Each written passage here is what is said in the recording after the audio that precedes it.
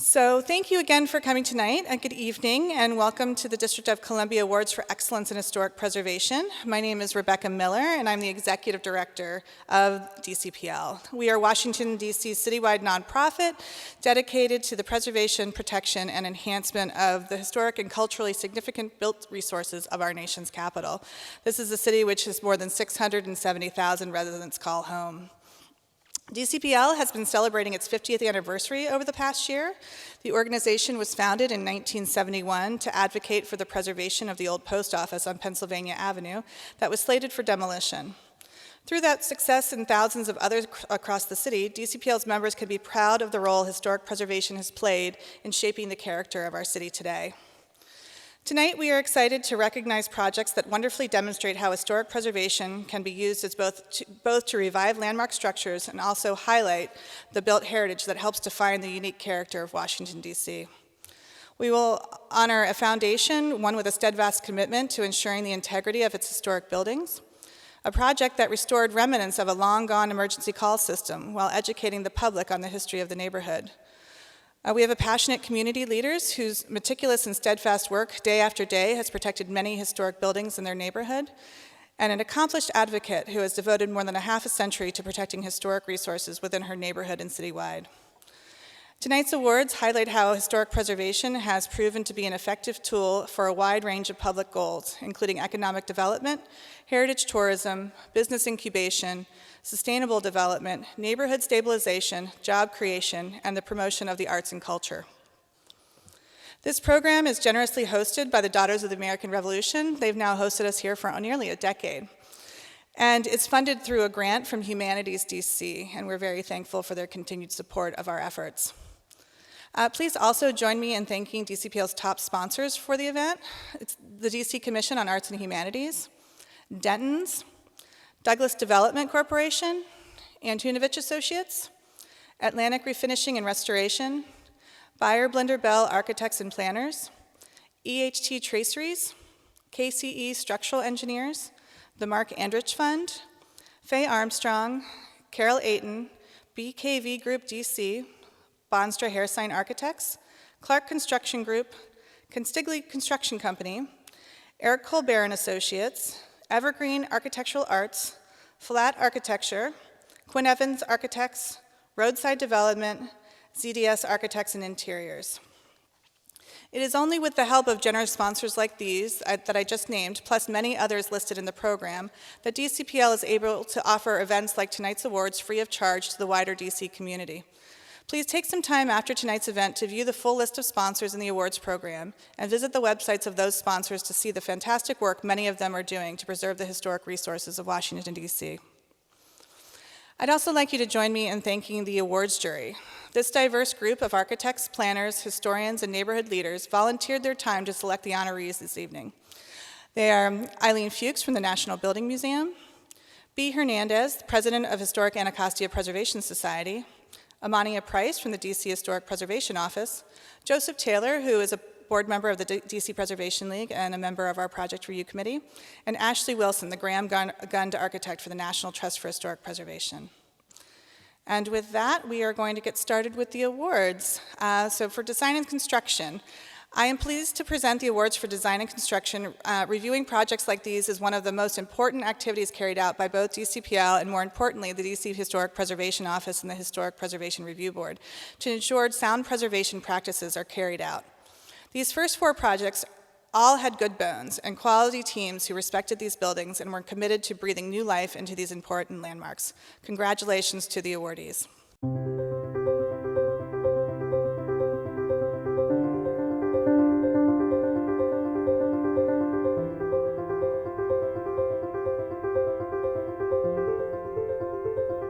The Hyde and Addison Public School buildings are located adjacently in the historic Georgetown neighborhood. The Addison School building, completed in 1885, is an 8-room Romanesque revival structure named after mid-19th century Georgetown Mayor Henry Addison.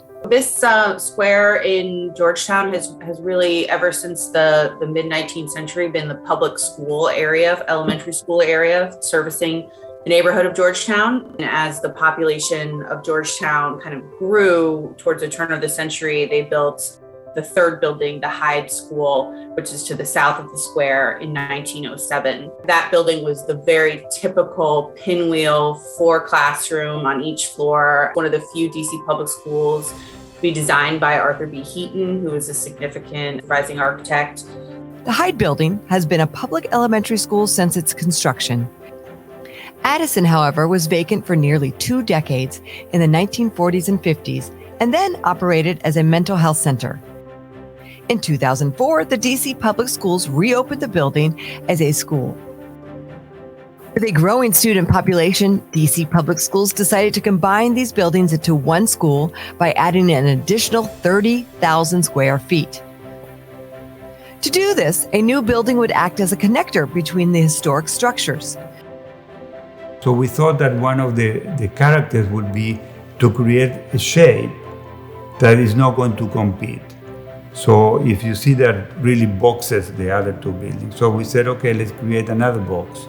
So in terms of shape, we thought that was adequate to create a shape that was similar of the existing. To maintain a similar height and massing to the existing structures, the new building places much of its programming, including the gym, cafeteria, and public space, below grade. We had to make sure that all of the work we were doing wasn't going to impact the existing buildings, the Hyde and Addison. We want to make sure that we're not structurally impacting them. So we had to put a lot of measures like vibration monitors, clock monitoring, to make sure that those buildings is going to stay intact. Its ground floor services as the new central entrance to the school, and its compact upper story contains 3 classrooms. We had monthly community meetings. We were sitting with the community, involving the ANC and the neighbors, just to come in and sit at 5 p.m. after work hours, and then so we can listen what exactly do they want, or what challenges they are facing for this project, or what do they need in future for their kids and students. The exterior of the new building strikes a balance between old and new. It's clad with terracotta fins on the first floor and compact panels on the upper story. The glazed surfaces on the ground floor and the tall windows on the second story match the historic buildings. At night, the interior lights on and it becomes a shining beacon. Always we said to our team that finally the one that is going to use this are our client is not the government in this case, is the students that are going to be inside the school and the community that finally is going to use it. So those are the real clients. The project also restyled the courtyard around the school and added a new playground, creating a meeting place for the community, even when school is not in session. Really, I think that for the last 2 weeks, the biggest challenge was trying to keep people out of the site because they were very excited to check it out. The school now has a maximum capacity of 400 students. It is a fundamental element of its community and a center of learning for students today and into the future.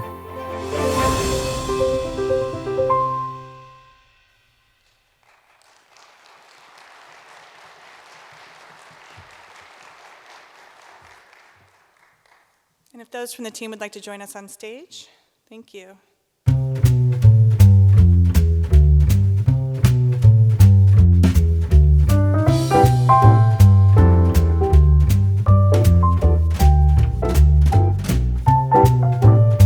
Located on Dumbarton Street, the Kanawha was one of the first purpose-built apartment buildings in the Georgetown neighborhood. It's one of the oldest apartment buildings in Washington. Many of them were designed to look like a house, a large mansion. This one would be considered a mansion type because it has a center door, and it in fact looks very similar to what you might find in colonial revival houses of the period. Constructed in 1901, it was designed by architect Léon-Émile Desaix, who also designed one observatory circle, the present-day residence of the Vice President of the United States. The original floor plan of the Kanawha featured 6 grand dwelling units that stretched the depth of the building from front to back. And this building is certainly not an exuberant building. It doesn't really hit you over the head. But as you learn more about it, you realize that it has many unique aspects, and the proportion, the detailing, the arches that have herringbone pattern brick is very unique. In the 1950s, a renovation split the apartments into 12 units. It also added a fire escape to the front facade to meet new safety standards. I first walked into that building when I was 10 or 11 years old with my father, who purchased the building. And I have been physical labor and a worker in that building for many years. And then my father passed away in 2012, and I took over managing them and realized that the buildings had reached a point where they needed a major upgrade. Renovation to the property began in 2020. To add 2 new units, the basement was excavated. This process uncovered large boulders, some which had to be blasted apart. The rest of the interior was stripped down to its original masonry walls and wood joists. The central stair was in disrepair. The skylight, I believe, was boarded up. I don't think that there was a lot of light in the center of the building. And so, of course, the first charge was to bring that light back into the center of the building. And along with that, we lightened up the materials. We used the white marbles, materials that were reflective. The exterior of the building was brought back to its original luster. Damage from the past system penetrations were repaired, and the single-pane wood windows and historic entry side lights were restored. The fire escape that marred the Dumbarton Street facade was removed. This was made possible by installing a sprinkler system, as well as pressurizing the existing central staircase to prevent it acting like a chimney in the event of a fire. On the rear of the building, selective pieces of the cast iron veranda were removed to allow for the expansion. New center bays now create one-bedroom apartments where only studios existed before. It's important not only to me, but also to my sister Shirley and Daphne, that this building, which was Dad's baby, has come back to life in a form that should allow it to be multifamily housing in Georgetown for another 50 years. And somebody else is going to be responsible for the renovation at that point. It won't be me.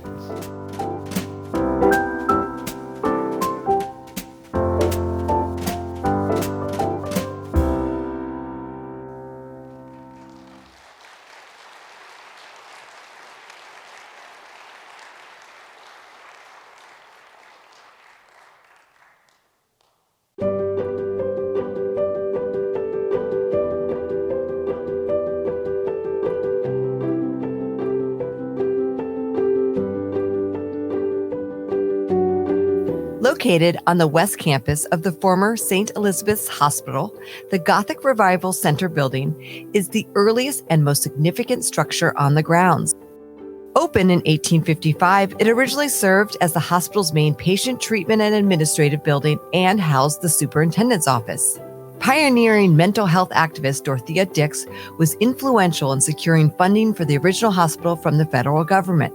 She helped choose its site and design along with Dr. Charles W. Nichols, who became St. Elizabeth's first superintendent.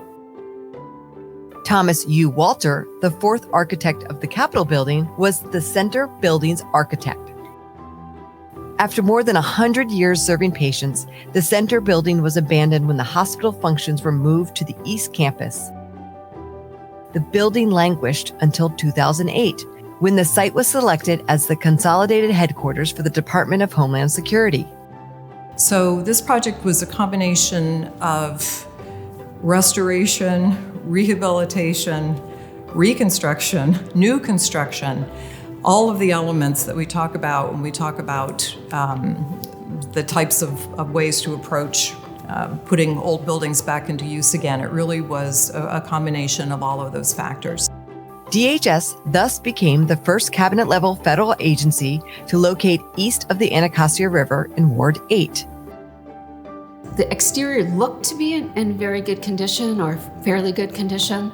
The interior had mixed reviews. Some of it was in not so great condition in terms of structural stability. And because of the program requirements and the technical requirements to meet current life safety codes, we needed to remove the interior of the building and basically build a brand new interior within the fabric of the historic facades. Once the interior of the building was removed, we were able to see a lot more of damage and voids in the exterior wall, and we needed to do immediate replacement and stabilization of the building. We had a topping out party when we topped out the concrete, and I had to make a little speech to, the 200 plus workers and GSA and all the design consultants.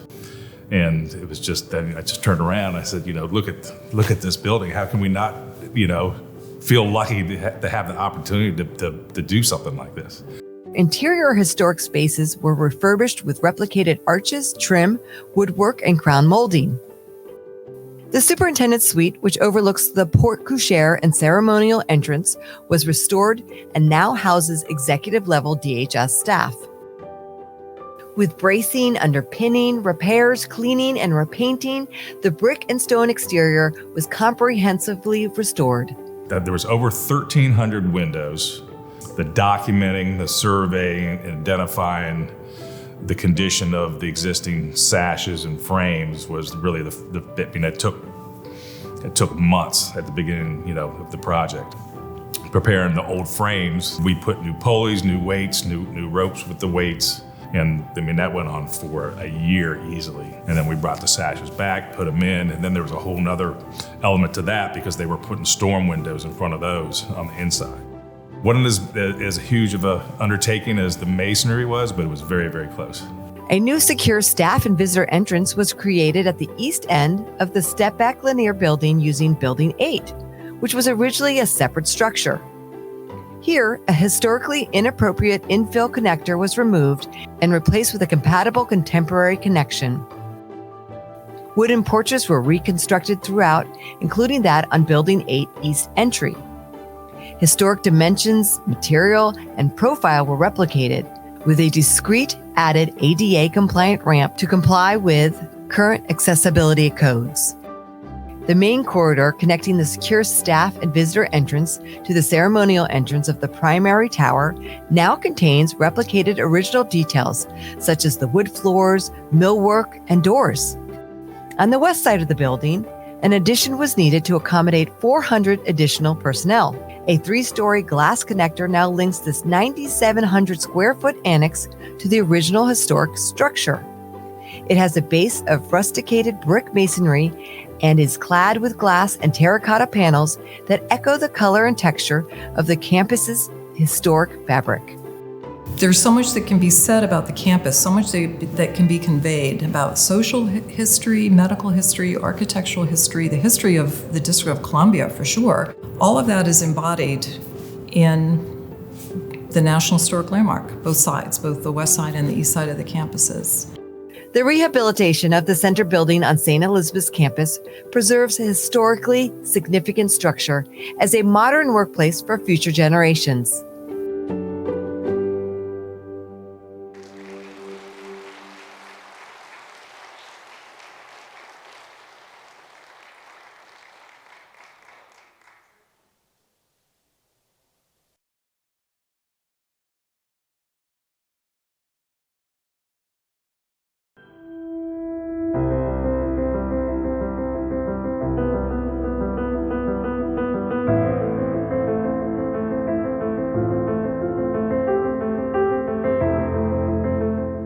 How do you reintroduce this complex into the community?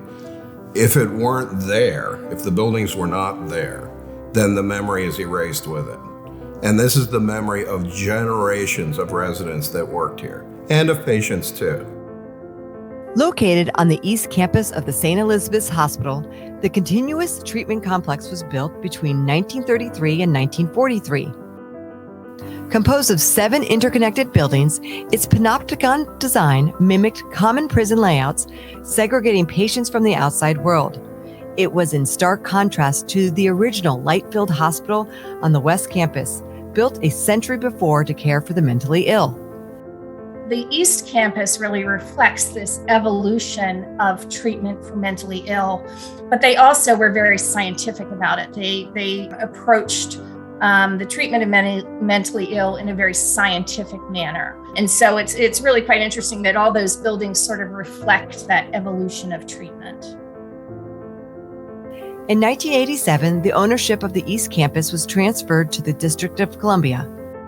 The continuous treatment complex was abandoned in 2010 after the construction of a new hospital. As part of a master plan, the District of Columbia government reimagined the East Campus as a thriving mixed-use development. The CTC buildings would become a 252-unit residential apartment complex, 80% which are affordable. We knew that it was very important that from a community standpoint, that the buildings needed to feel open, that they needed to have, that the residents were feeling like they had a sense of place and a home.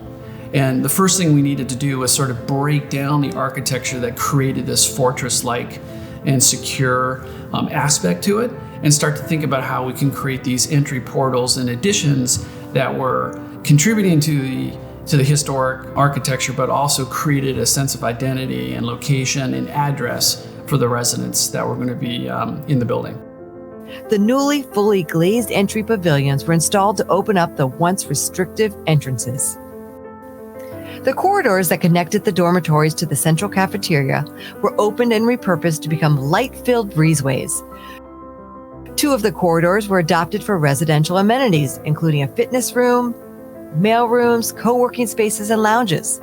The product includes nearly 4 times more common areas than conventional multifamily projects. Its brick masonry was in very, very good shape. These were very solidly, skillfully built buildings, clay tile roofs. They could withstand decades of disuse and still be restored and still be used again today. Throughout the complex, 5,000 plus steel single-pane windows were restored with an added storm windows to meet energy efficiency requirements. When you look at the building today and you see how well we've, I think, kept the spirit of the architecture and sort of this idea of natural daylight, I think it's still there, but it just has a different use now than essentially being, sort of a secured facility for the patients who are at St. E's. Original brick walls were left exposed in select locations to minimize new interior finishes and recall the building's historic past. And one of the historic sleeping porches was restored to use as a community porch. Feedback we've gotten from the residents has been tremendous, and the use of the amenity spaces, the gym, computer lab, conference rooms, things like that, all have been very high. There's a very strong sense of community there. The completion of the residencies at St. Elizabeth's East establishes a new nexus for the Southeast community. The project helps preserve the historic character of a once infamous landmark, redefining it for a brighter future.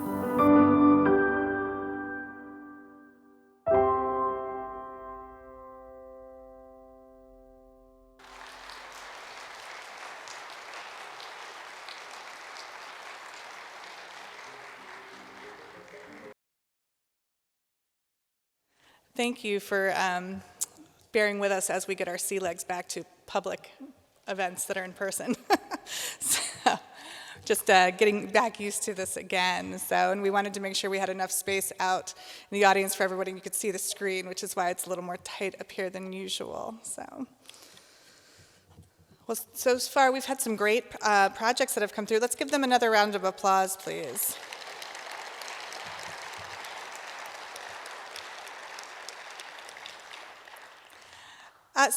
We are going to continue on with design and construction, but we'll be looking at 2 smaller projects. And smaller projects are just as important as, and the next 2 awards are both have special qualities, making them unique.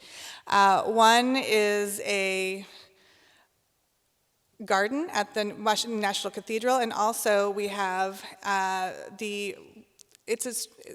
you'll just have to watch the video. I don't even know how to describe it at this point because it's such an interesting project that when the jury looked at it, they were like, this is so cool. We just didn't even know, they didn't even know what to do with it. So with that, congratulations to the next awardees.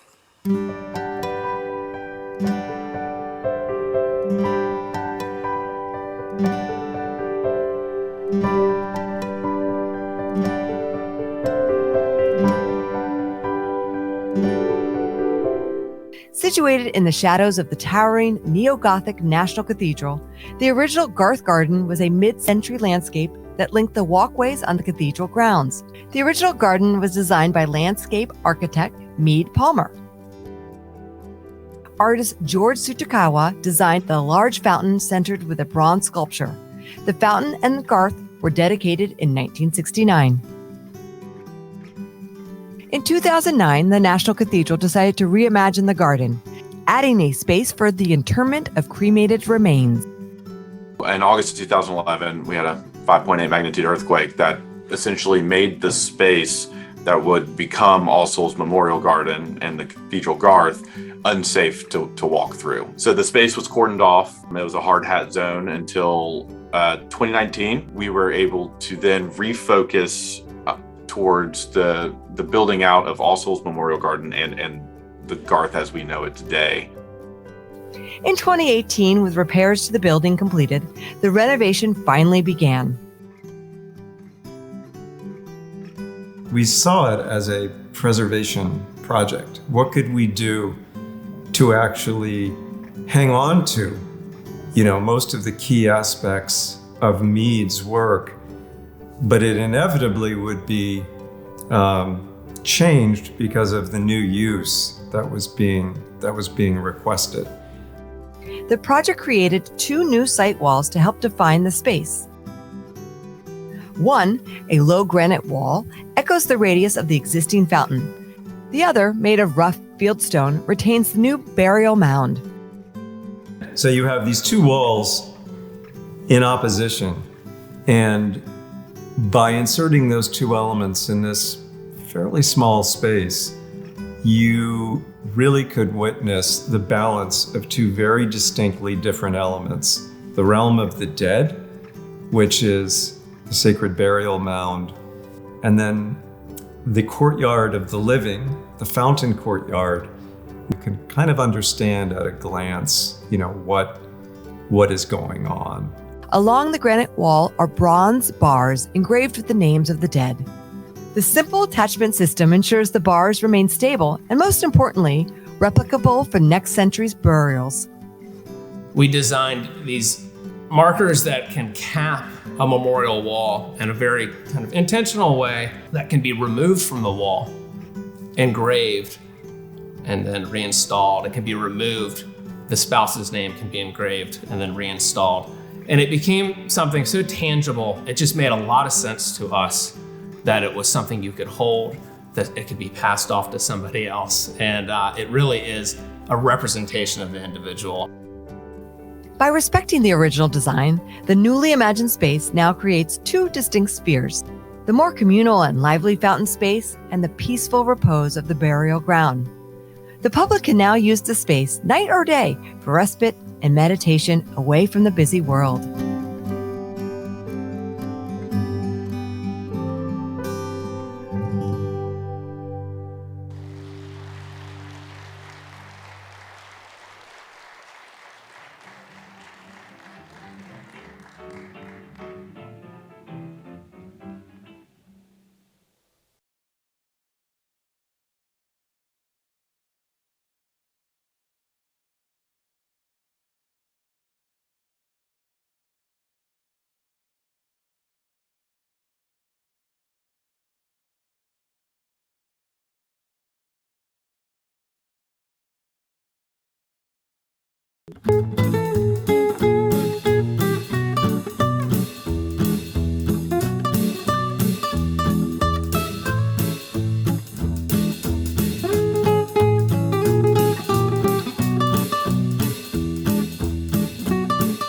In 1806, the Southwest waterfront became the location of America's oldest continually operated open-air fish market. The lunchroom and the oyster shucking shed were located at the Municipal Fish Market, which was built in 1915, 1916, and it was built to provide for sanitary situation for the fish market. There were, I think, 7 buildings originally, the very large market itself, which was a series of arcades for trucks to pull in to get the fish that had been brought in from the river.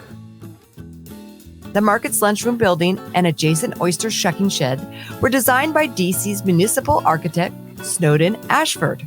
The lunchroom is a small, one-story brick colonial revival-style building that served the market's workers. The oyster shucking shed provided space to process the thousands of oysters delivered to the market's wharf every day. Over the years, these modest buildings were greatly altered. Early on, the lunchroom was adapted into a public restaurant, which required demolishing 2 of its original facades. The oyster shucking shed was eventually connected to the lunchroom by a breezeway. By the early 2000s, the structures were used only as locker rooms for workers at the wharf. To be honest, it was not a lot of building left. But the fact is that we had original drawings that were in the Library of Congress. And when we started digging, we found a lot more building than we might have expected would be there. The lunchroom underwent asbestos abatement, and the walls, beams, roof, and cupola were reinforced. With over 25 bends, the metal gutters were restored. During construction, an original door and window were uncovered. This allowed the project team to verify dimensions with historic drawings, as well as to restore and incorporate architectural artifacts into the rehabilitated building. Finding it, I remember when Emily was like, Adrian, you've got to come here. We found a door. And I'm like, no way. So get there, and the door is just in great shape except for the bottoms. We actually restored that one, so it's still there. And then we made another one to match it. But it was good because the profiles were there, so we could actually make a decent replica. The surviving elements of the oyster shed steel frame and roof structure were tagged, removed, and restored off-site. The original wide flange column and angled bracing were then reassembled in front of a new glass box insertion with doors on all sides. It was a smaller project than we're used to, but it had elements and surprises in it that just made it exciting to be on. And then to watch it transform from half a building to a whole building, and you're like, I bet this is how it looked. And you go look at pictures of it, and you're like, look, it's been recreated. See, there was no reason to knock down everything and start all over. Echoing the market's past, the rehabilitated structure now houses the Rappahannock Oyster Company restaurant.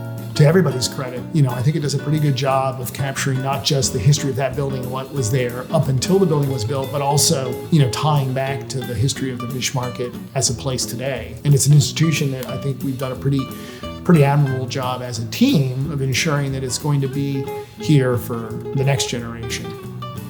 These modest conjoined buildings are now the historic centerpiece of the reimagined fish market.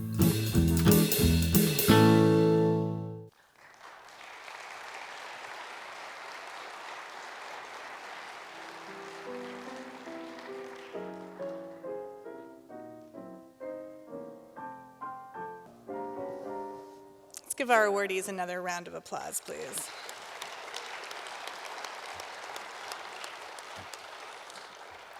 Thank you. And now I'm going to turn it over to Scott DiMartino, DCPL's president, to give the next 2 awards. Thanks, Rebecca. The Stewardship Board. Good evening. I'm Scott DiMartino. I'm the president of the DC Preservation League's Board of Trustees. As always, we're proud to host this event, and we thank each of you for making the time to be here, celebrate the amnesty, the commitment, and the dedication of all our honorees tonight. At DCPL, we expend a tremendous amount of energy, as you know, advocating for properties that suffer from owner neglect. Years of deferred maintenance can cause catastrophic conditions for a building, so DCPL is always appreciative of owners that make the effort to monitor the conditions at their property and surround themselves with knowledgeable consultants who can advise them on preservation's best practices. I'm pleased to present tonight the 2021 District of Columbia Award for Excellence in Historic Preservation for Stewardship to the S&R Foundation.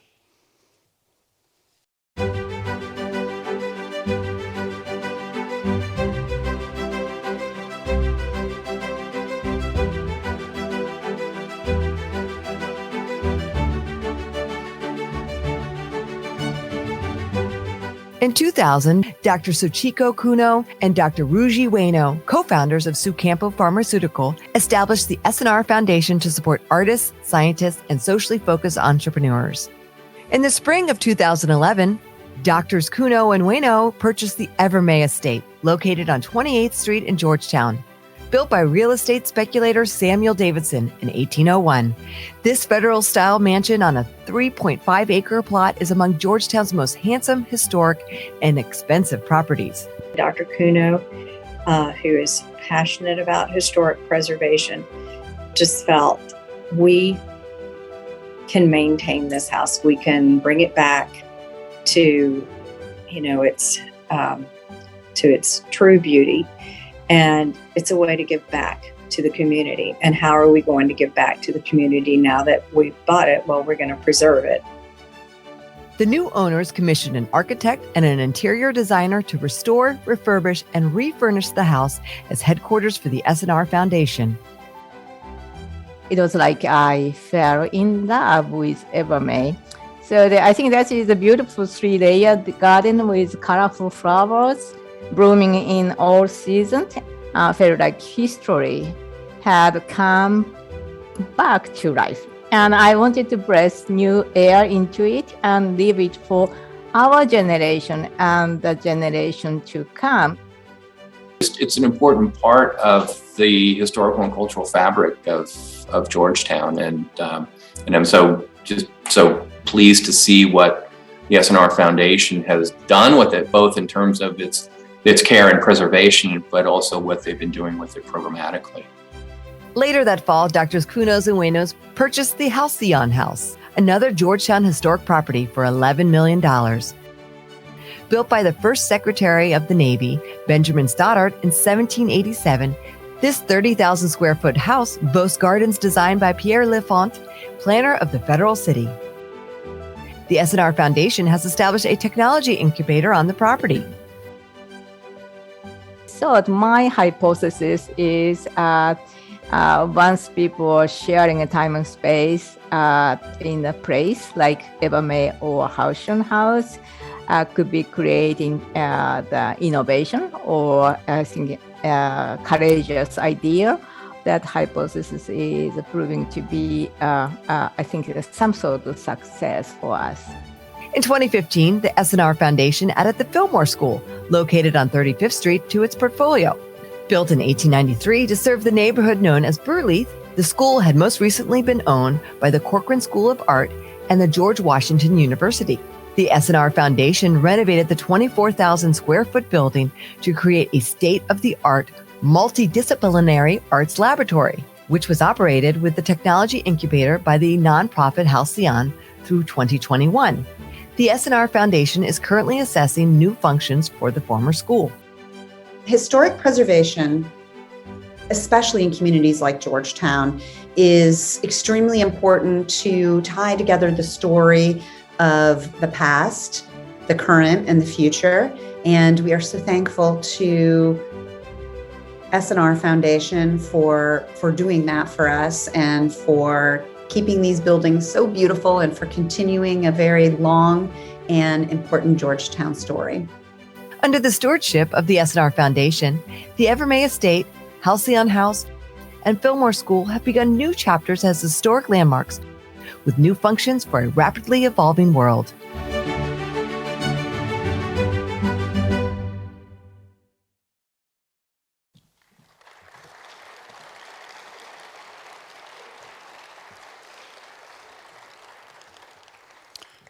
Unfortunately, representatives from S&R Foundation were unable to join this evening, so I will accept the award on their behalf. Please, another round of applause for S&R Foundation.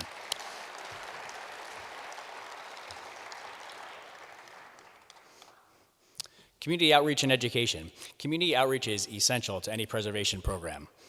The next group set out on nearly a 2-decade effort to restore the long-defunct call boxes in their neighborhood and use them to interpret their neighborhood's unique history. I am pleased to present the 2021 District of Columbia Award for Excellence in Historic Preservation for Community Involvement and Education to the Fox Hall Call Box Project.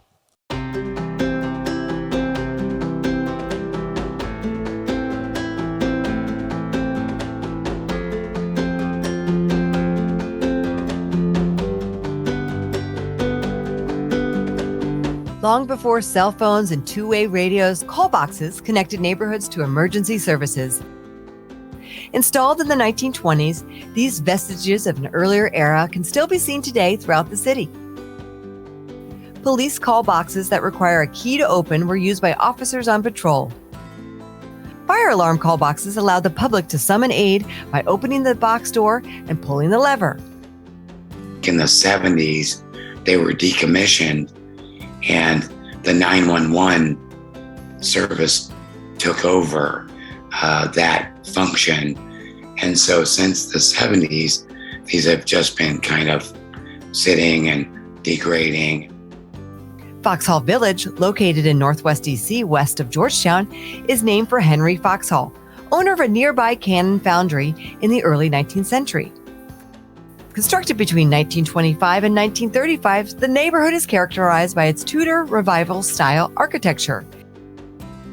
Nearly 18 years ago, Foxhall Village resident Cheryl Tam Foster drew attention to the neighborhood's deteriorating call boxes, but moved from the area before the project could be realized. In 2019, residents once again took up the project to restore the aging boxes. I mean, I just would walk by them and they were just this rusting hulks, and parts were coming off and the paint was peeling, and they just looked sad and ugly. Residents identified 6 call boxes, 4 fire, 2 police for restoration, with interpretive neighborhood histories and artwork. Residents led by Sarah Paulson helped to research and write the histories. And then we ended up getting so much interesting history that we had trouble then eliminating what we couldn't use. You know, we want to have as much history as possible, but we also wanted it to be attractive and easy for people to read. The residents also raised funds to help collect $20,000 necessary for the project. Vision Signs was contracted to complete the restoration. Each box was stripped of any oxidation, and missing parts were replicated and restored.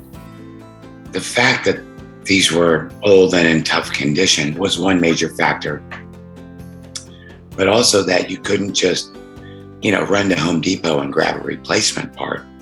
The 4 fire call boxes were painted red, and the 2 police call boxes were painted blue. One side of each call box featured a photo or a painting that reflects the historical text written on the reverse side. In terms of a lasting impression, I'm just happy that those boxes are there with their little accounts and their artworks to engage people so they understand what we have in our own backyard. For over 100 years, the Foxhall Village call boxes have stood on the neighborhood corners, and although the boxes no longer serve their original purpose, they now help to tell the story of a neighborhood. The more I look at what we did and the more I look at the text, I think we got it just about right. I think everybody really was able to make a contribution to something that'll be enjoyed by neighbors and neighbors-to-be in the years to come.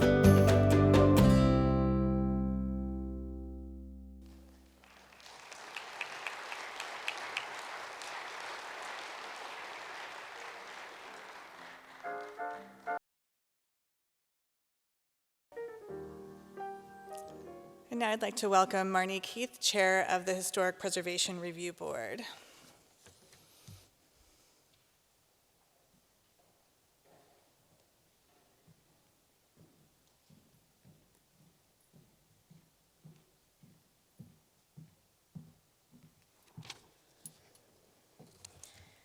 Good evening. It's nice to see so many faces all at one time that aren't little teeny squares on a computer screen. This is wonderful. My name is Marnique Heath, and I'm chair of the DC Historic Preservation Review Board. 2 of the primary responsibilities of HPRB are to recognize our city's architectural and cultural heritage and to encourage the sensitive and creative adaptation of our city's historic resources to meet contemporary needs. The next project is exemplary in fulfilling those goals. Designed by noted African-American architect Hilliard Robinson, Carvered and Slow Halls were originally constructed in 1942 to provide housing for African-American men and women moving to a segregated nation's capital to serve in the war effort. For more than 50 years following the war, they served as dormitories for students at Howard University. After sitting vacant for several years, Howard partnered with the project team to revitalize the buildings to serve a need critical to the city today: affordable workforce housing. As you'll see in the video to follow, the transformation of Carver and Slow halls illustrates both design creativity and cultural sensitivity, providing a sustainable future for these buildings with a deeply meaningful past.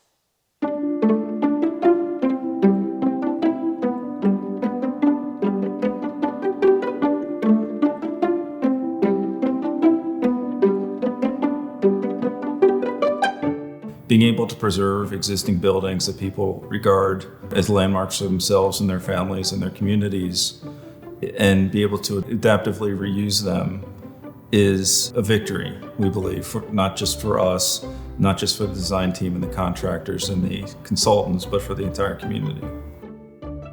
In 1942, the United States had just entered World War II, and the federal government was undergoing a major expansion. Throughout the segregated city, housing was especially scarce for African Americans. Located in the LaDroit Park neighborhood, Carver and Slow halls were built to help address the needs of African American civilian workers. The dormitory-style buildings, designed by eminent African American architect Hilliard Robertson, were home to hundreds of single African American men and women who had relocated to Washington, D.C. Each building was gender-specific and named for an influential African American figure: agricultural scientist and inventor George Washington Carver, and Lucy Diggs Slow, the first dean of women at Howard University and first African American champion in the American Tennis Association. After the war, Howard University purchased the buildings for student housing. They were in continuous use as dormitories for the next 6 decades. In 2017, the university removed the buildings from the campus boundary and leased the properties to fund improvements. With a 99-year lease, Urban Investment Partners and Neighborhood Development Corporation undertook a renovation project to transform the buildings into 166 moderately priced apartments. Adapting these dormitory buildings as apartments required extensive interior renovations, but their fundamental structure and exterior have been preserved.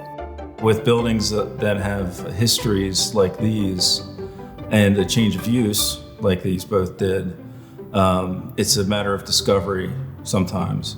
Elements in the construction, how spaces were built, can they be combined, should they be separated, how to celebrate those spaces now for today's needs and what people would look for today versus what people were looking for in the 40s and 50s. For example, removing the built-in desk and the mail sorting area gives Carver Hall a visual connection from the front entry to the rear courtyard. Its interior has been reconfigured to fit modern apartments into space designed for single dorm rooms.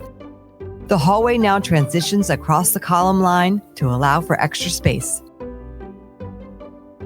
Here we had very narrow wings. And so the dormitory rooms, right? You had a dormitory room on the right, a dormitory room on the left, and then a double-loaded corridor. But combine those together, and they really did not make for a very wide or deep apartment.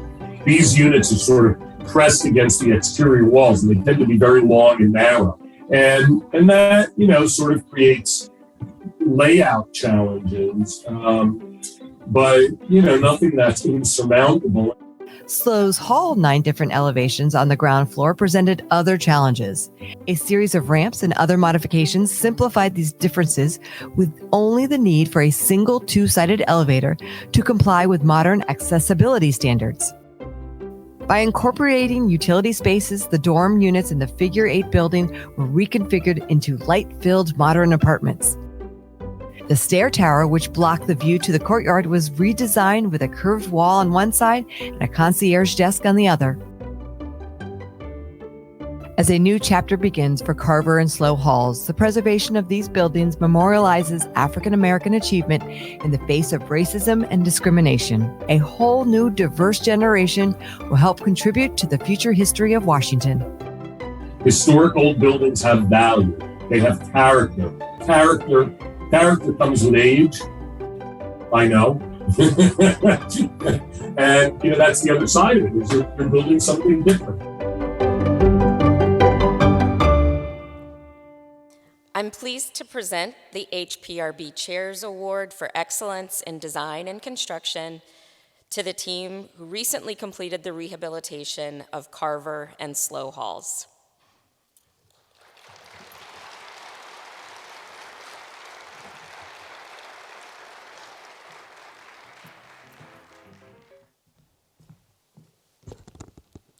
Good evening. It was nearly 20 years ago, 19 to be exact, that my predecessor as State Historic Preservation Officer, Lisa Burcham, organized the first of what would become an annual program of awards for excellence in historic preservation in the District of Columbia. For many years, we sponsored these events with help from the DC Preservation League, and now we have placed the sponsorship in their capable hands. Chair Heath and I are here to carry on the tradition of a long and successful partnership. One of the duties of state historic preservation offices is to expand public awareness and appreciation of our historic heritage. An important part of that effort is to recognize groups and individuals who have helped protect and sustain our historic resources, as professionals or as volunteers, as architects, as developers, as builders, as scholars and educators, as activists and community organizers. All of you are partners with us and colleagues in preservation who give historic buildings new life and serve as our eyes and ears in the community and voices for it.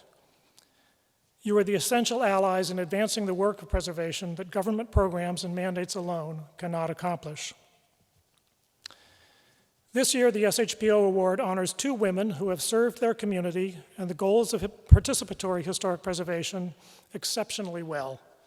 They are Jane Waldman and Carolyn Long of the Tenleytown Historical Society. Back in 2003, when these awards began, Jane and Carolyn were already hard at work as volunteers committed to rediscovering the history of their community and celebrating the sites that illuminate its unique story. They had just completed a historic resources survey of Tenleytown and were about to launch a wider study of Armsley Park, Friendship Heights, and AU Park. From this foundation and countless hours of their own research and community engagement, they went on to execute a broad program of activities to advance public appreciation of Tenleytown's history and to protect its historic resources. They have been at it ever since, and so the record of their achievements is far too long to recount here. But what is important to convey are the principles and methods that guided them in achieving success. First, they planned ahead, developing a well-thought-out program of education and protection that they committed to pursuing in a systematic way. They worked in partnership with other groups, our office, Cultural Tourism DC, Tenleytown Main Street, the Tenleytown Neighbors Association, DC Preservation League, local schools and libraries, and many more. Through these partnerships, they were able to fund and present a host of programs, a heritage trail and guided walking tours, public history displays at the library and Reno School, archival collections on Tenleytown history at public repositories, and much more.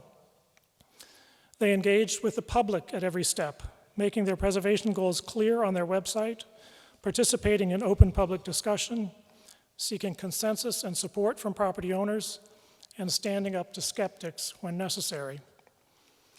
And finally, they were patient and persistent in achieving their goals for preserving the historic resources of their community. They picked their battles wisely, stood their ground, and supported those who took on the challenge of adapting old landmarks for new life.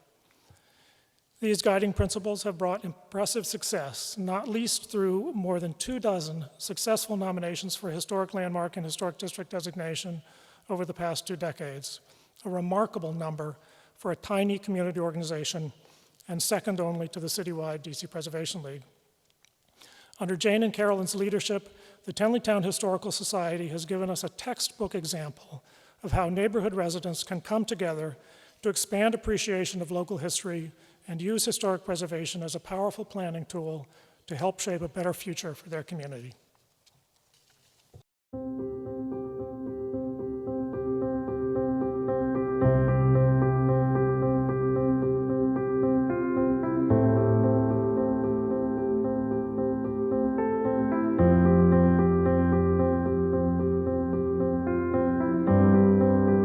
Tenleytown, located in Upper Northwest, is often called Washington, D.C.'s second oldest village.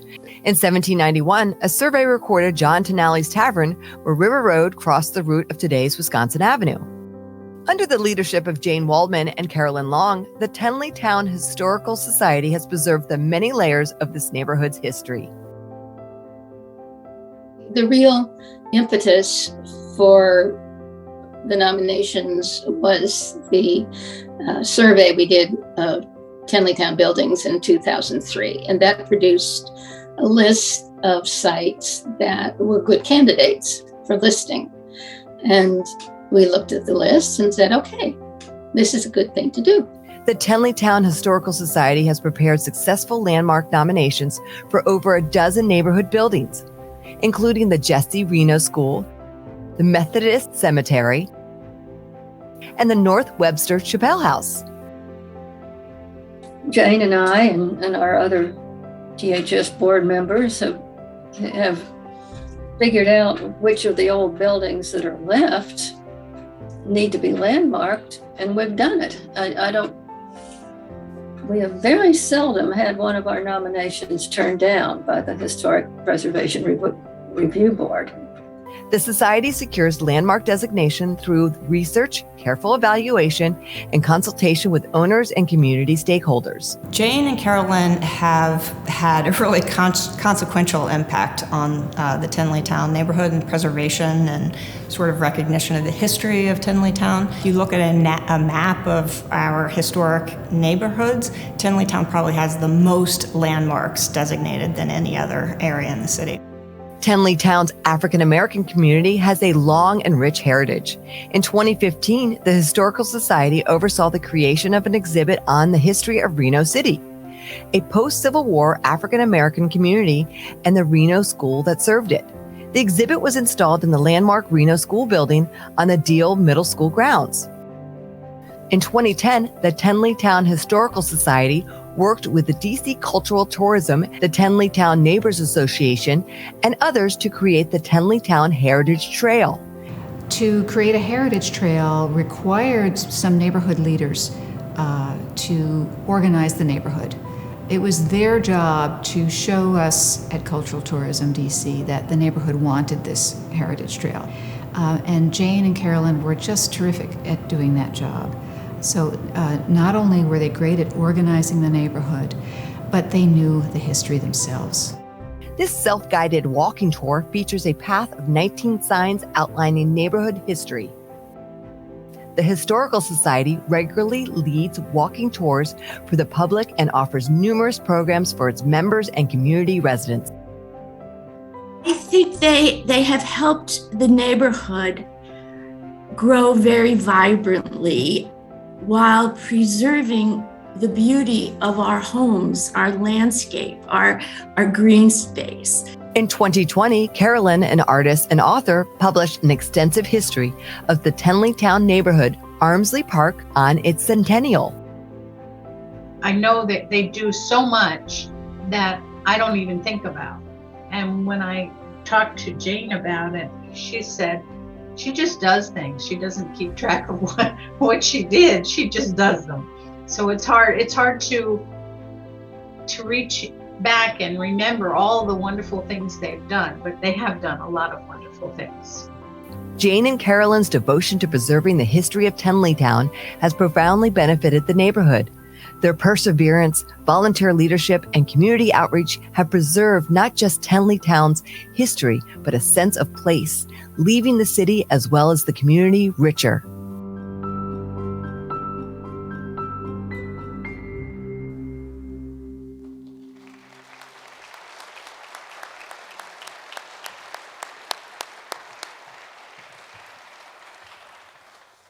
Thank you, David, for that, and also Marnique. These were all great awards. And so now we are on to our last award for the evening, and I'd like to invite Sally Burke, former president of the DC Preservation League, to the stage.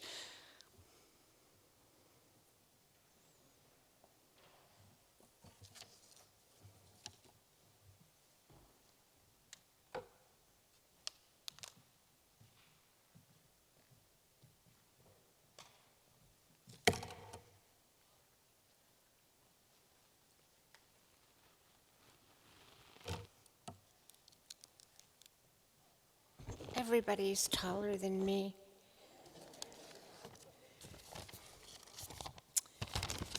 Good evening. Having Rebecca introduce me and my name up there, I don't have to introduce myself.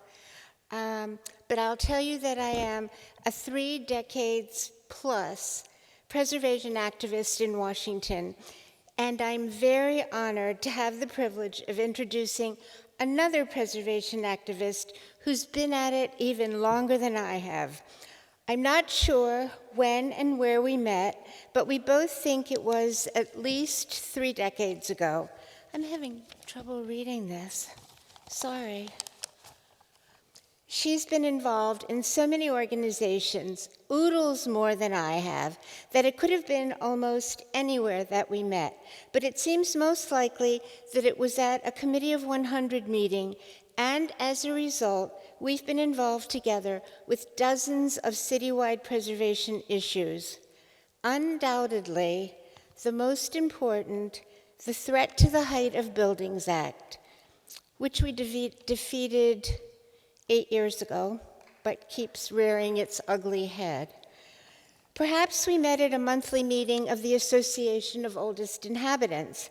There's such a close bond between her and AOI as a result of her heroic efforts to save the Civil War forts, having co-founded the Alliance to Preserve the Civil War Defenses of Washington. Or perhaps we met at a monthly luncheon of the Washington Preservation Roundtable. Or perhaps we met at an event of the DC Preservation League, an organization of which she was a board member. Or perhaps we met as my husband, Sandy, and I enjoyed an annual spring Tacoma Park house tour, an event she championed as a founder of historic Tacoma Park. Or perhaps we met at the National Building Museum, an institution that she helped to found. Or perhaps we met at an event of Women in Preservation, another organization she helped to found. All these affiliations make me proud to be her friend and colleague. There is, however, one aspect of her that I find a tad intimidating, and that is her memory. At our age, a smidgen past 39, the memory begins to fade. I suspect that I have about 50% of the memory capacity that I had when I began in preservation. Not her. I think she remembers everything. But what endears me to her the most is that she has preserved so many of the fond and familiar landmarks of my childhood. As a native Washingtonian, I have memories of the Civil War forts, many tucked in the woods and somewhat mysterious to a child. And Tacoma Park, a frequented neighborhood of my childhood. What I've never told her is that just across the street from her house is one that I visited often with my parents. I have warm memories of playing on the porch and of the goldfish pond.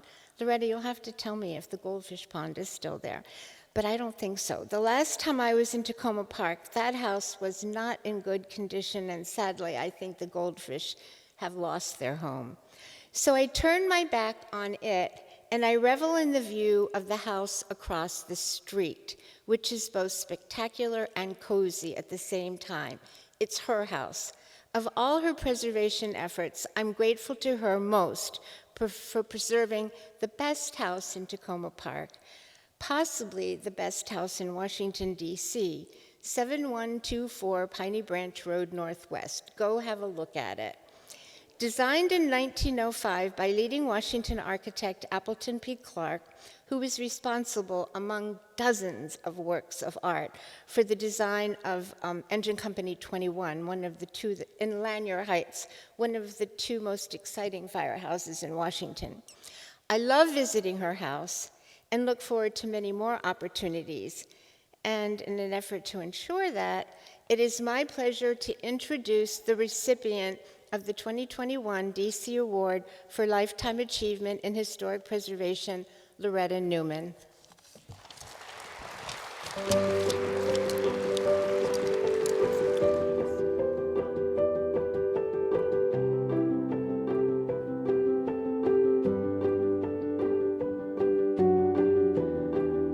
Loretta Newman has been active in preservation for more than half a century. On both the local and national level, she has been involved with organizations dedicated to preserving a full spectrum of sites and causes.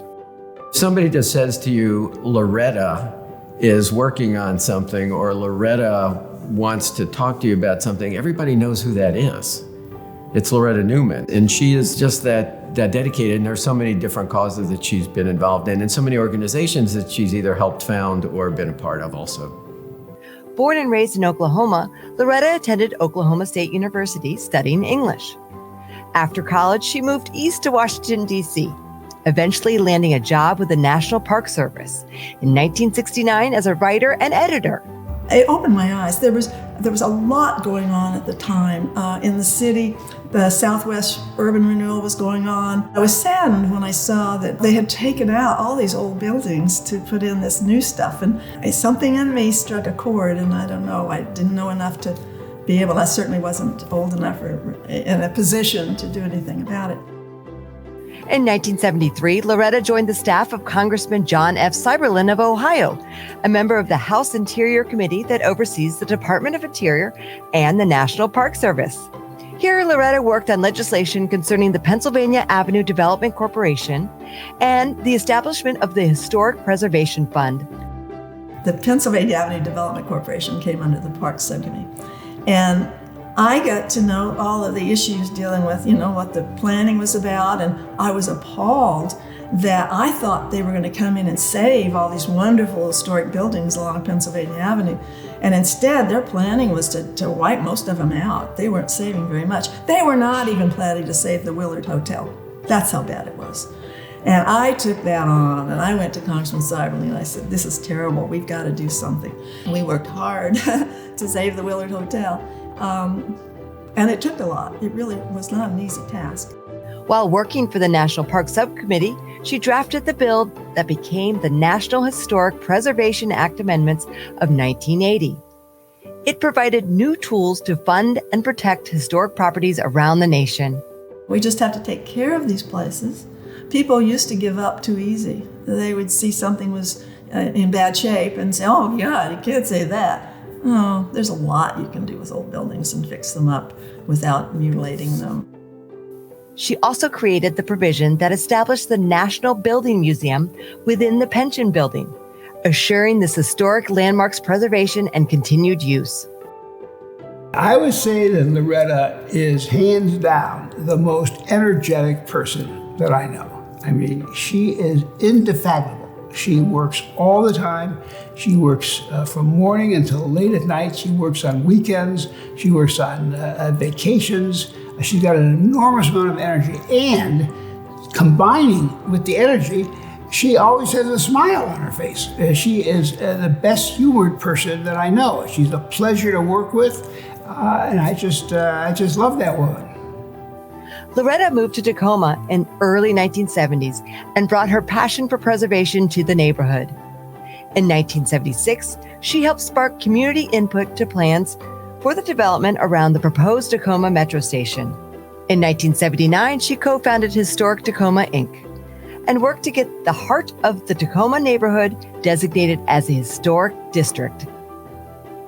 Understanding the need for stronger city legislation, Loretta also lobbied for the passage of the D.C. Historic Landmark and Historic District Protection Act of 1978.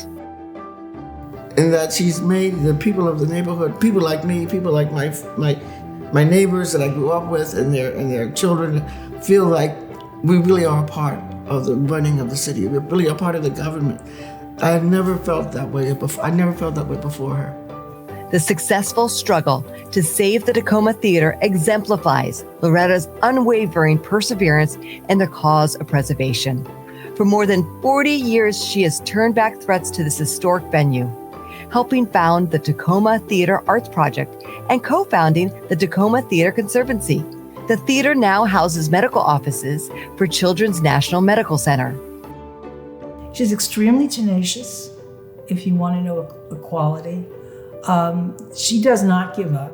And what she has been able to do is serving us right now very, very well. Because We have the small area plan, we have the historic district, we have the theater saved.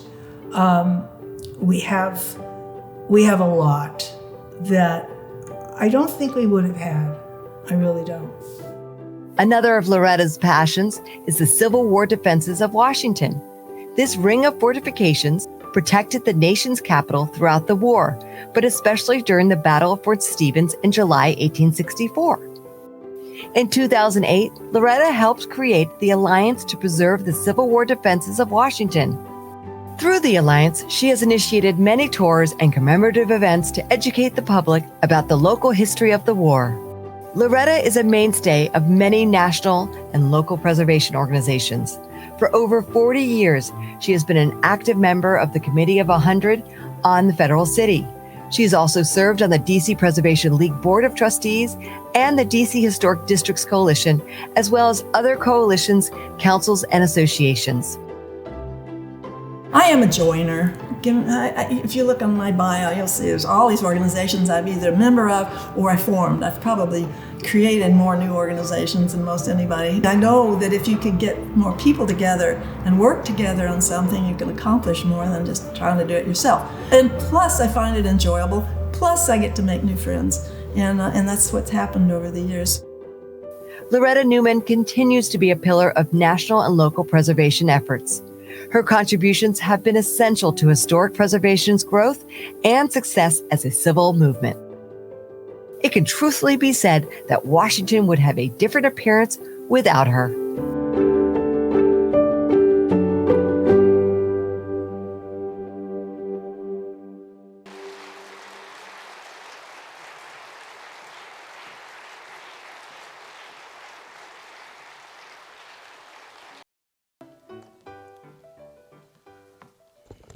Well, they just made me cry. Sally started it and tears start flowing, and then I watched that. And, whoa. I have some remarks. The nice thing about this award is I'm the only one who gets to give some remarks. And I have a few remarks that I do want to give, which I hope you'll enjoy.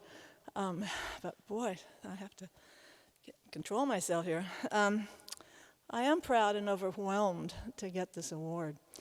And certainly, it makes me see how fast time flies when you're having lots of fun. I like the quote that somebody said about character comes with age.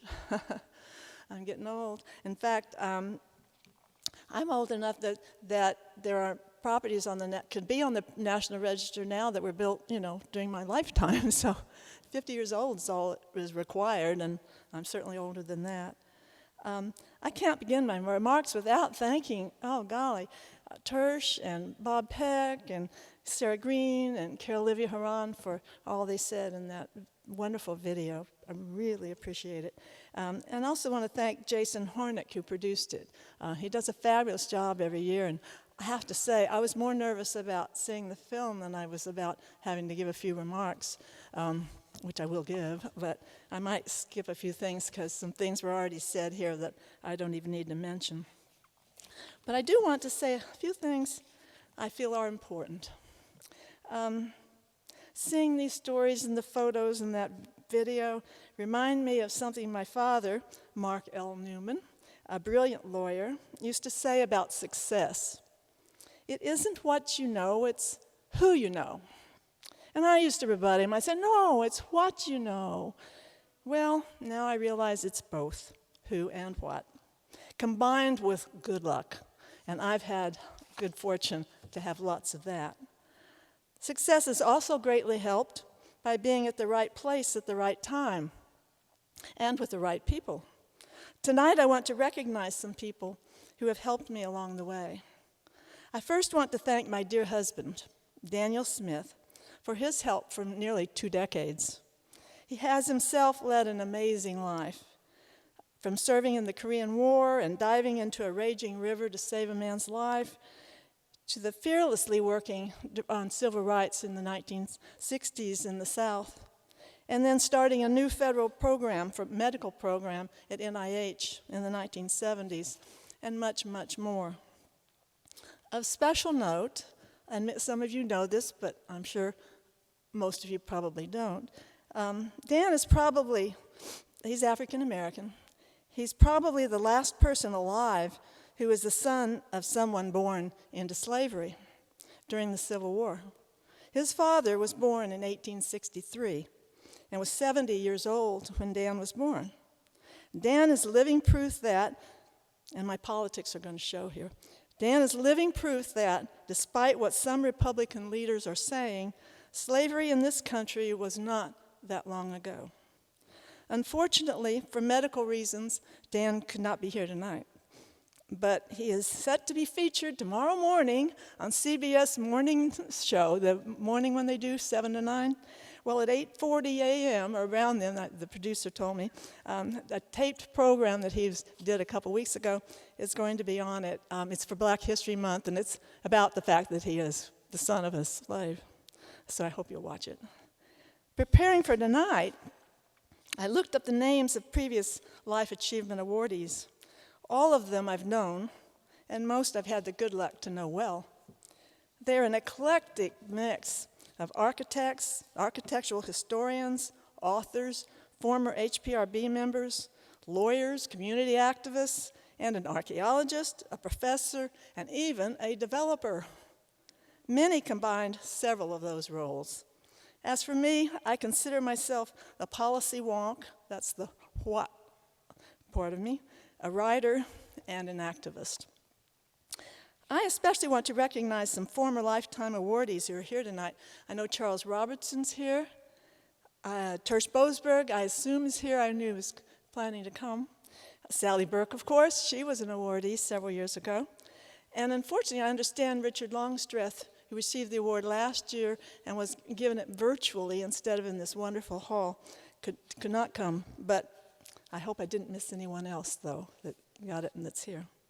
And I want to pay homage to my dear friends and awardees, Anne Hargrove and Charles Cassell, who are not here because they have left the world. I still mourn them both. Indeed, someone said, well, you die twice.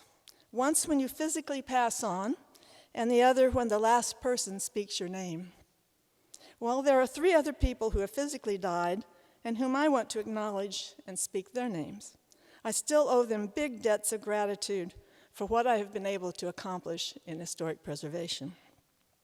First is former Representative John Seiberling, Democrat from Ohio, and you saw his picture. He cared about a Renaissance man, too. He was a wonderful person. He cared about and did so much to protect our nation's public lands and resources. His legislation for historic preservation and for national parks and wilderness is an enduring legacy. I was so fortunate to work for him. Second is my late husband, Theodore Ted McCann, who died in 1996. He was an artist, house restorer, and that house we restored, that big house you saw, and a National Park Service planner. He was the originator in the late 1960s of the Summer in the Parks program here in DC. Ted also helped me get my position with Congressman Seiberling when he developed the plans for the Cuyahoga Valley National Park between Akron and Cleveland. And Ted taught me what I initially knew about the philosophy and the practice of historic preservation. His daughter Claire and grandson Henry Behrens are here with us tonight. Third is Ellen Marsh, who lived in Tacoma Park, Maryland, and helped DC activists like Evelyn Wren, and I assume Evelyn is here, I hope so, to save the historic Katie Lee Mansion in Tacoma, DC. It was designed, by the way, by Leon, and now I see his name is pronounced, I heard, Desai. I've always been pronouncing it Dessa, so I'm corrected now, who designed that Kanawha apartment that you saw earlier. Ellen taught me about the history of our joint neighborhoods. She and her husband, Alan, were the brains behind the creation of Historic Tacoma, Inc., the historic preservation organization that covers both Tacoma Park, Maryland, and Tacoma, DC. It was at her request that I became the DC co-founder. Historic Tacoma has been a major force in helping preserve the character of the 2 historic districts. especially now due to the help of current President Diana Cohn and Vice President Lorraine Pearsall. That said, in preparing for tonight, I contacted several people who have worked on preservation issues throughout DC. Sally, I really did need help in refreshing my memory. I often joke that I have a great memory, it's just short. That's a good one for you, too.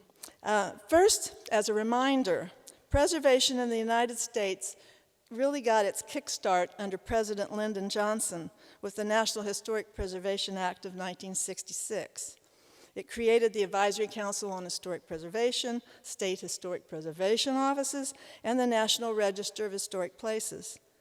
Most of all, it expanded the concept of historic preservation to include community resources, not just monuments or the homes of the rich and famous. By the early 1970s in DC, historic preservation was still a fledgling enterprise. I was not part of the initial creation of Don't Tear It Down. It's one I got in late on, but I knew many of those who were. I especially want to recognize Terry Morton, another dear friend who is no longer with us.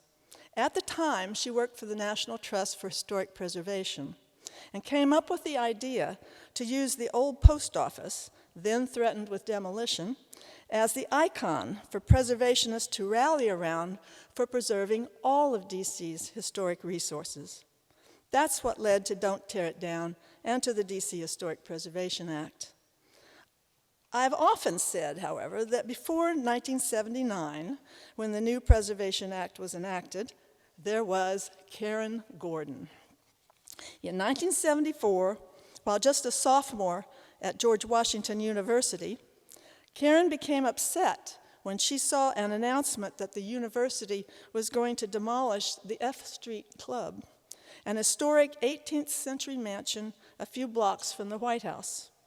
She successfully rallied other students to save it, and it is now the official residence of the president of GW.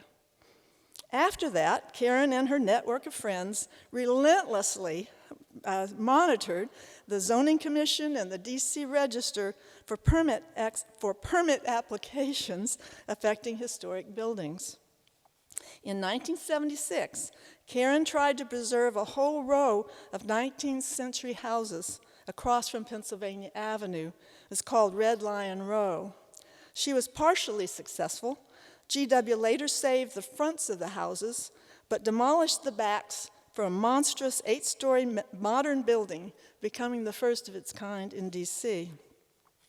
Fortunately, now the compatibility requirement of the DC preservation law should prevent that from happening again. And an example of a similar but more compatible development of something small and then leading up to something bigger behind it is at 1718 Connecticut Avenue. Approved by HPRB, it fits in nicely within the historic DuPont Circle. The problem during the 1970s was that the protections for historic properties in DC were very weak. The DC Inventory of Historic Sites was created in 1964 with a list of properties designated by the Joint Committee on Landmarks of the National Capital. But the committee had very few powers. The best that could be done for a project that would affect a listed landmark was to get a delay in demolition for up to 180 days. And on one of those, the developer actually waited till the 179th day to even have a meeting. Fortunately, the DT Don't Tear It Down took him to court, and the judge said, hey, that wasn't serious, and go back to starting and consulting. The delay was to give time for the meaningful discussion among the parties. But as I said, Don't Tear It Down often had to go to the court or to the media. And Karen was a master of the newspapers and the magazines and the TV stations of the day. Things were even worse before that due to urban renewal, a federally funded program to clear out so-called slums in inner cities and create higher class houses and businesses. It came with a vengeance to Southwest DC. Indeed, it was still going on when I lived there in a nice new townhouse in the late 1960s, and I hadn't known what had been there before. This very morning, I received an email from Ghosts of Washington, and if you aren't on their email list, Google it and get on it, because it's fun. They send you these old pictures. And this morning, they had photos of 4th and M Street Southwest. It shows in the 1950s, what we would now call an historic neighborhood, with people walking down a tree-lined street next to old, modest brick buildings. It also shows the same street today, a wide swath of concrete, flanked by glassy, boxy, modern buildings. The same happened to the downtown of my hometown, Oklahoma City, much of which was bulldozed during urban renewal.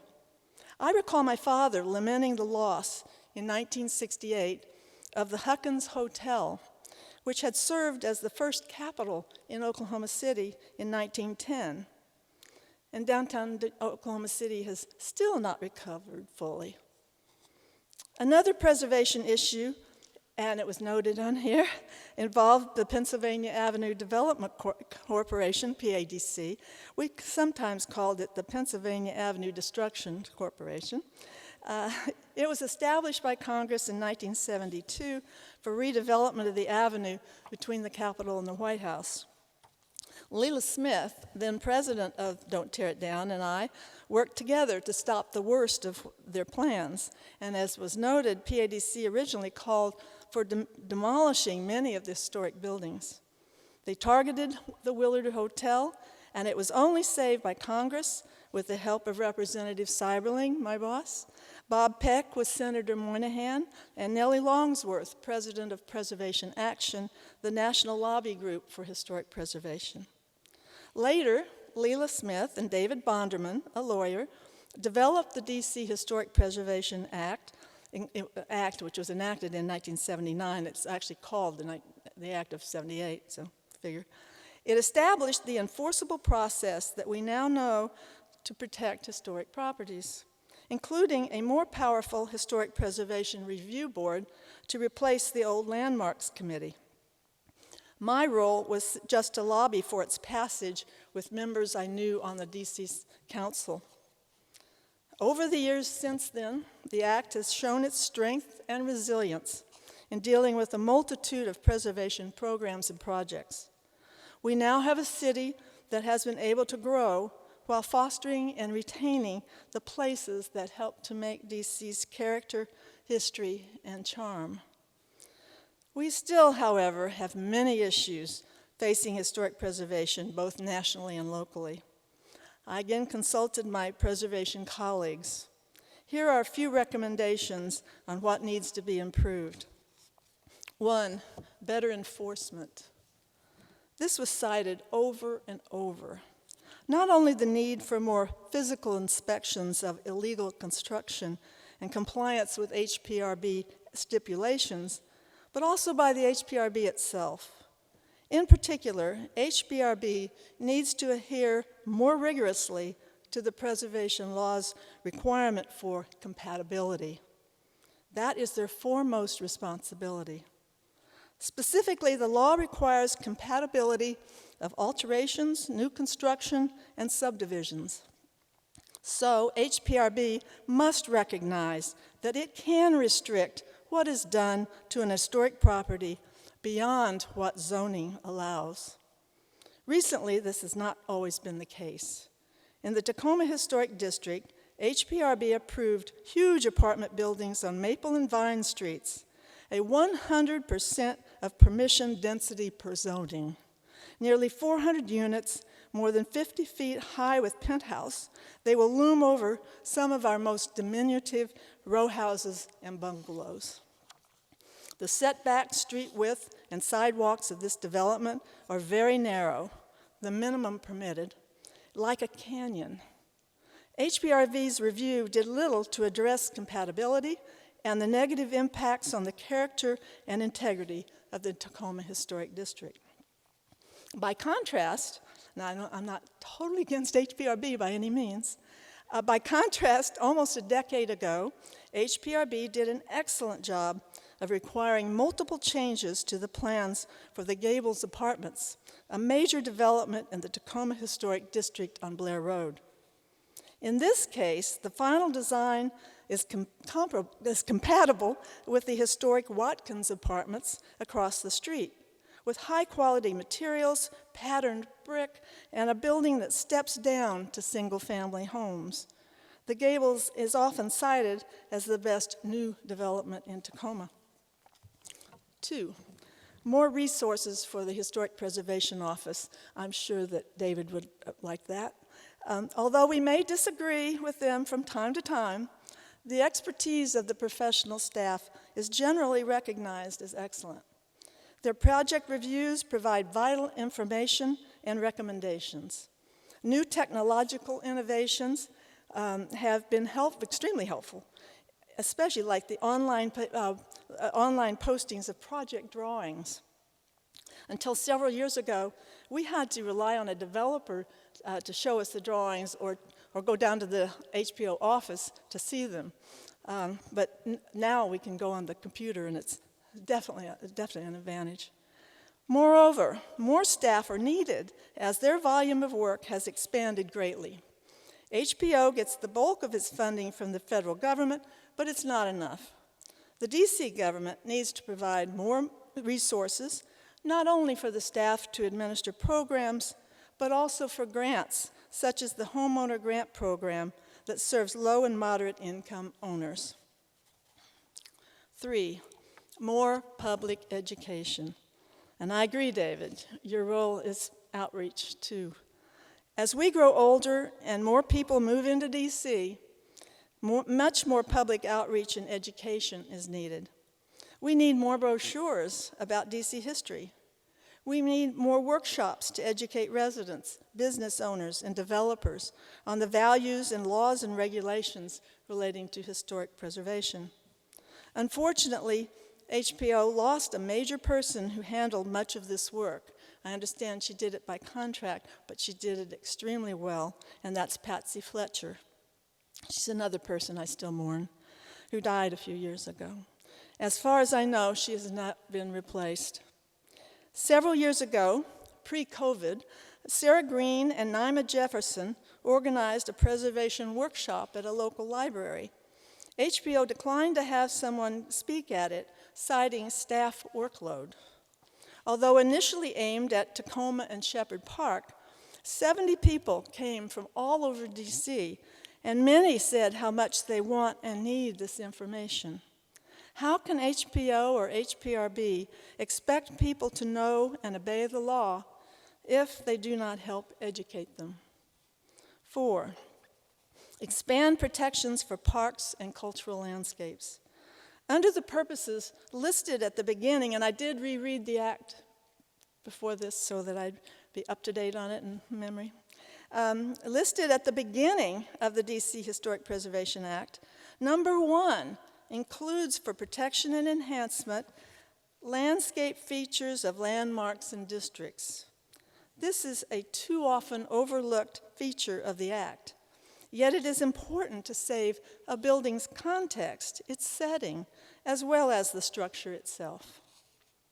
In that regard, Tacoma just witnessed a horrible example of what happens when a law does not work.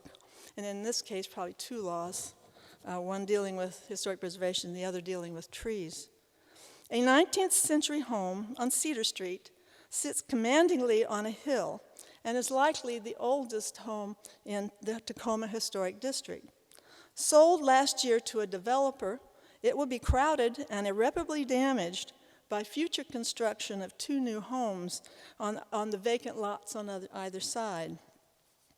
To make matters worse, a majestic heritage tree on one of the lots was cut down a couple weeks ago, while neighbors and city government officials stood and watched helplessly, unable to stop it.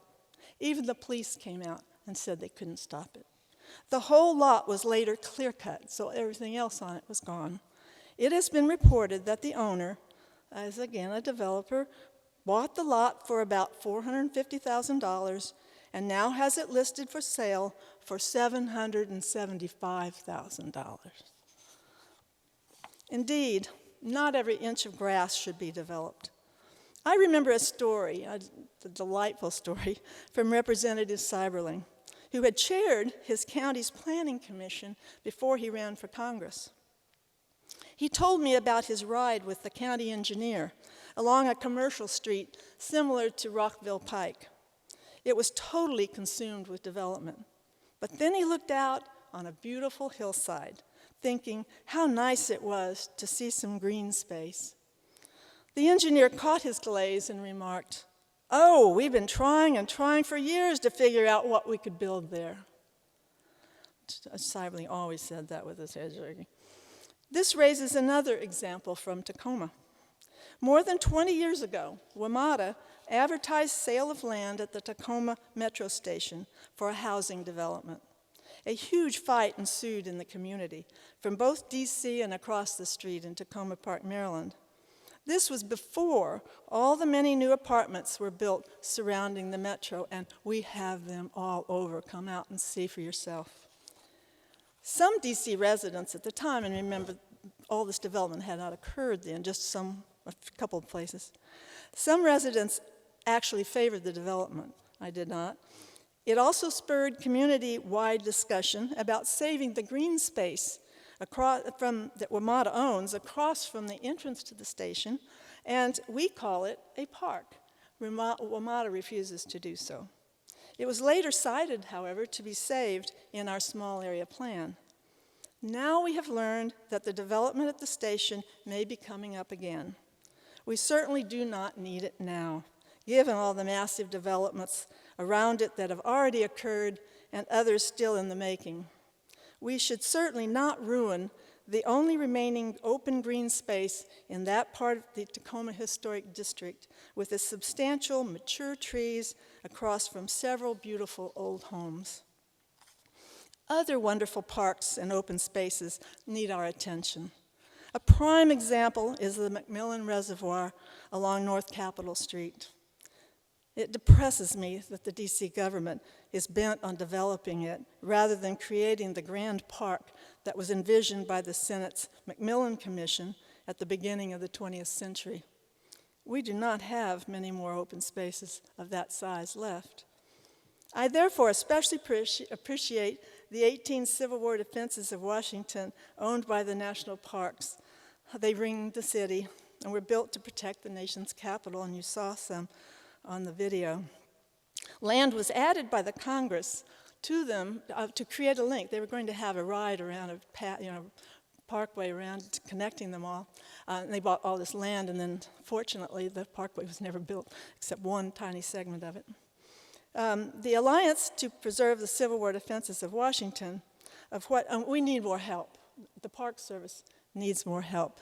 And so the Alliance, which I'm a co-founder of and past president, is seeking federal legislation that would collectively designate them as a national historical park.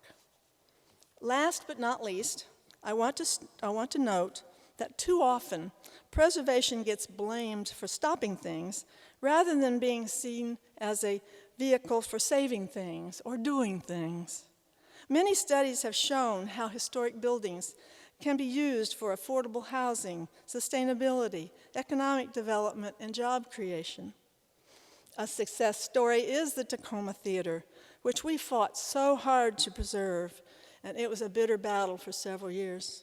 While it has not become the cultural arts center that we hoped for, it has been adaptively and lovingly restored for another very worthy public purpose, as a place for children with special needs by the National Children's Medical Center. Tonight, we saw all these other wonderful programs and projects that were done with historic preservation and the people who made them happen. They enrich our lives, and the awards they received are merited. I am hopeful that there will be many more in the future, especially with the help of another person I want to recognize tonight, namely DCPL's Executive Director, Rebecca Miller. She is both knowledgeable and a word that that Tershbourg used about me, but I use it about her, indefatigable. And she knows how to use her network of fellow preservationists. In short, she is both the who and the what of preservation in DC. Thank you, Rebecca. And here is to our celebration soon of the 50th anniversary of DCPL, and don't tear it down. Thank you.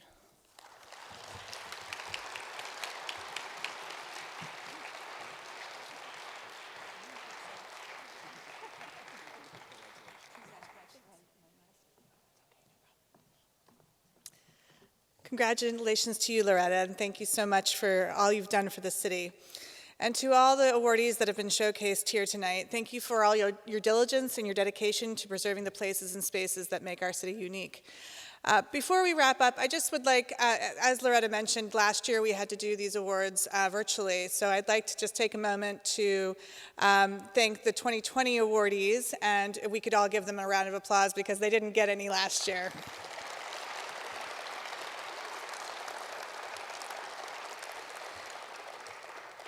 As I mentioned earlier, this award ceremony and reception is made possible by 3 local small businesses as well, Jason Hornick Photography in Motion, Pro AV DC, and Grape Intention, who has provided the food and beverages for tonight's reception. I encourage you to check out their websites as well and utilize them if you have any events in the future because they do top-notch work. And of course, the pandemic has not done well for all of us. So, and a final thank you to the Historic Preservation Office and Awards Jury, DCPL's organizational partners, dues-paying members whose financial support underwrites DCPL's crucial work to preserve and protect the historic resources of our city. And if you are not already a member or involved with DCPL, I would hope that you would consider joining us at an upcoming event to learn more or join us online. Thank you all for attending, and congratulations once again, and I look forward to talking to you all out at the reception. Thank you so much.